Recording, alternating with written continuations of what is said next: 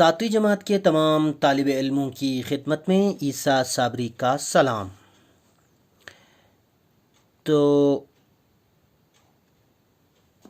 चलिए प्यारे बच्चों, आज हम पढ़ते हैं आपकी किताब का सबक श्री रामचंद्र जी। तो रामचंद्र जी कौन है, इस बारे में हम आज इस सबक में पढ़ेंगे। ठीक है, तो चलिए सबक को पढ़ना शुरू करते हैं। रामचंद्र जी हिंदुओं के अवतार हैं। अब अवतार क्या होता है? हिंदुओं के मुताबिक कुछ भगवान हैं, जैसे विष्णु, शिव और ब्रह्मा। ये जो भगवान हैं, जब धरती पर यानी ज़मीन पर जहालत फैल जाती है, जुल्म फैल जाती है, तो ये भगवान इंसान के रूप में ज़मीन पर आते हैं, तो उसको अवतार कहा जाता है। तो हिंदुओं का मानना है कि विष्णु भगवान रामचंद्र जी की सूरत में ज़मीन पर लोगों को हिदायत करने के लिए उतर के आए थे, इसीलिए रामचंद्र जी को विष्णु का अवतार माना जाता है। ठीक है, तो रामचंद्र जी हिंदुओं के नज़दीक तो मोहतरम हैं ही, दूसरे मज़ाहिब के लोग भी उनको इज़्ज़त की निगाह से देखते हैं, यानी उनको इज़्ज़त की नज़र से देखते हैं। दूसरे मज़हब के लोग भी उनकी बड़ी इज़्ज़त करते हैं। अब रामचंद्र जी कहाँ पैदा हुए थे? रामचंद्र जी अयोध्या में पैदा हुए थे। आज की जो अयोध्या है, उत्तर प्रदेश में एक डिस्ट्रिक्ट है, कहते हैं वहाँ पे रामचंद्र जी पैदा हुए थे। रामचंद्र जी अयोध्या के राजा दशरथ के बेटे थे। वहाँ का राजा जो था दशरथ, उनके बेटे थे रामचंद्र जी। राजा दशरथ की 3 रानियाँ थीं, कौशल्या, कैकेयी और सुमित्रा। ठीक है, इन रानियों से 4 बेटे हुए, रामचंद्र, भरत, लक्ष्मण और शत्रुघ्न। रामचंद्र जी बड़ी रानी कौशल्या के बतन से थे मतलब कौशल्या से पैदा हुई थी रामचंद्र जी। भरत कैकेयी से, जबकि लक्ष्मण और शत्रुघ्न सुमित्रा से पैदा हुए। इनमें रामचंद्र जी सबसे बड़े थे। वो बड़े नेक, बहादुर और अक्लमंद थे। दस्तूर के मुताबिक राजा के तख्त का वारिस बड़ा बेटा हुआ करता था। दस्तूर मतलब रिवायत, उनकी ऐसी रिवायत थी, ऐसा ट्रेडिशन था कि राजा के बाद बड़ा बेटा राजा बनता था। राजा दशरथ भी अपने बाद अपना राजपाट रामचंद्र जी को ही सौंपना चाहते थे। तो राजा दशरथ चाहते थे कि अपने बाद किसको राजा बनाए? रामचंद्र जी को। जब कैकेयी को राजा दशरथ की इस ख्वाहिश का पता चला तो वो बड़ी खफा हुई। खफा मतलब नाराज़। वो नहीं चाहती थी कि उनका सौतीला बेटा रामचंद्र अयोध्या पर राज करे मतलब हुकूमत करे। वो अपने हकीकी बेटे भरत को राजगद्दी पर देखना चाहती थी, मतलब राजा बन के देखना चाहती थी। ठीक है ना। तो ये जो भरत की माँ कैकेयी है, उसको जब पता चला कि राजा दशरथ अपने बड़े बेटे यानी कौशल्या के जो बेटे हैं रामचंद्र को राजा बनाना चाहते हैं, तो वो बड़ी नाराज़ हो गई। वो चाहती थी कि उनका बेटा यानी भरत जो दूसरे नंबर का था बेटा, तो वो जो है मंझला बेटा था, उनको राजा बनाना चाहते थे। कैकेयी ने एक बार राजा की जान बचाई थी, जिसके बदले में राजा ने उनकी एक मांग पूरा करने का वादा किया था। कैकेयी ने इस मौका को गनीमत जाना और मांग की कि रामचंद्र जी को 14 बरस का वनवास दिया जाए।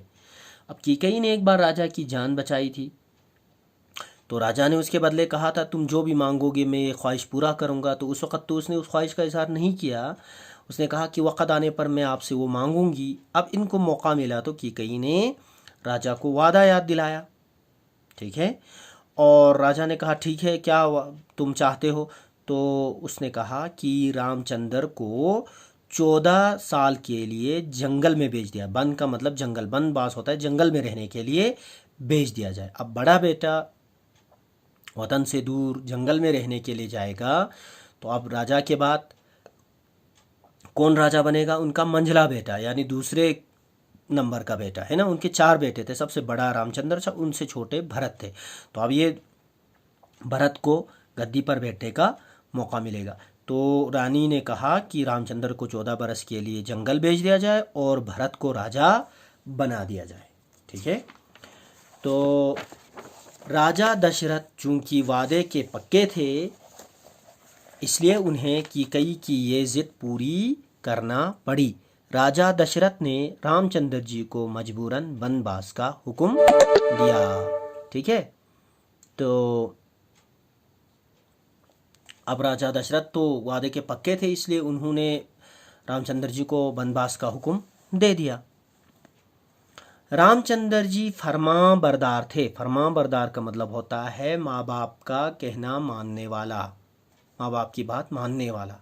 नेकी, ईमानदारी और सच्चाई का जज्बा उनके दिल में बदरजे उत्तम मौजूद था।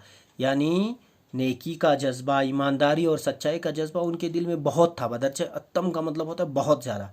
अपने वालिदैन की हुक्म की तामील की, यानी माँ बाप का उन्होंने कहना माना और अयोध्या को छोड़कर वनवास के लिए निकल पड़े। जंगल में रहने के लिए वो चले गए। उनके हमराह उनकी बीवी और भाई लक्ष्मण भी थे। हमराह हो गए 7। तो उनके साथ कौन गए? एक तो उनकी बीवी गई सीता, और उनका जो छोटा भाई था सौतेला लक्ष्मण, वो भी गया। रामचंद्र जी को वनवास गए अभी कुछ ही दिन हुए थे कि राजा दशरथ की वफ़ात हो गई। यानी रामचंद्र जी को जंगल में रहने के लिए जब वो चले गए तो उसके कुछ वक़्त बाद राजा दशरथ जो है मर गए। अब भरत को राजगद्दी पर बैठने के लिए कहा गया।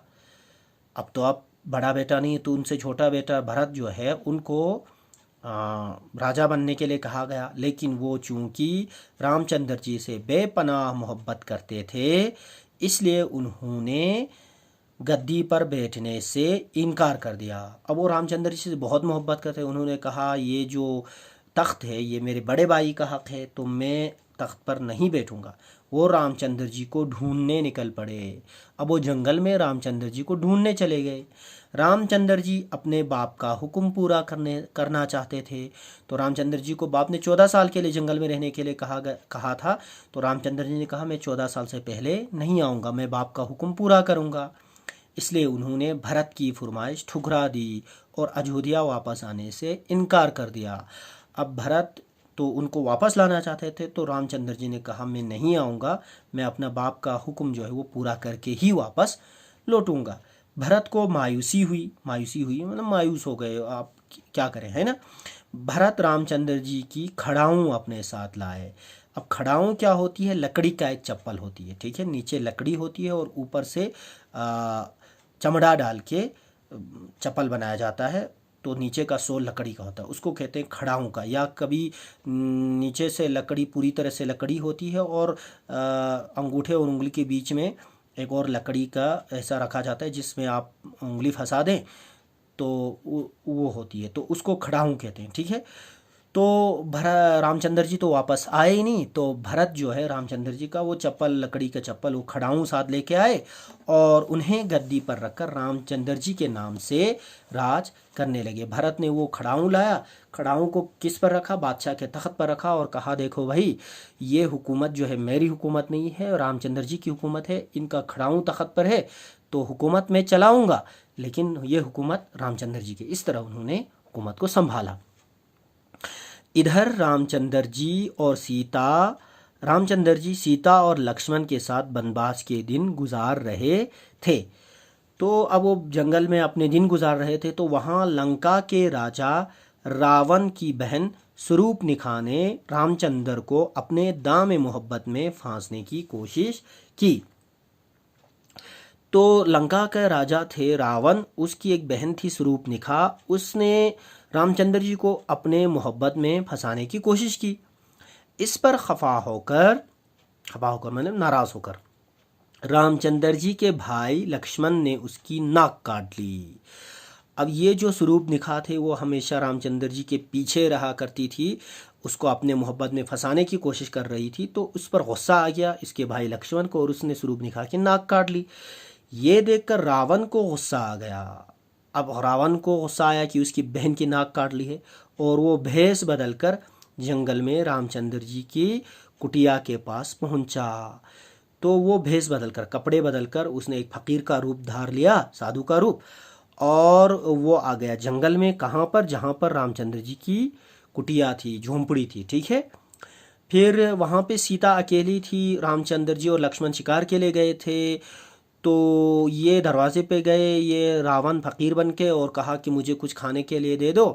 तो इसने सीता ने उनको जब खाने के लिए कुछ देने की कोशिश की तो उसे ही उठाकर कहाँ ले गया? लंका ले गया। जब फिर सीता को जब अकेला पाया तो वहाँ से उसको उठाकर लंका ले गया, ठीक है। वो उसे उठाकर लंका ले गया।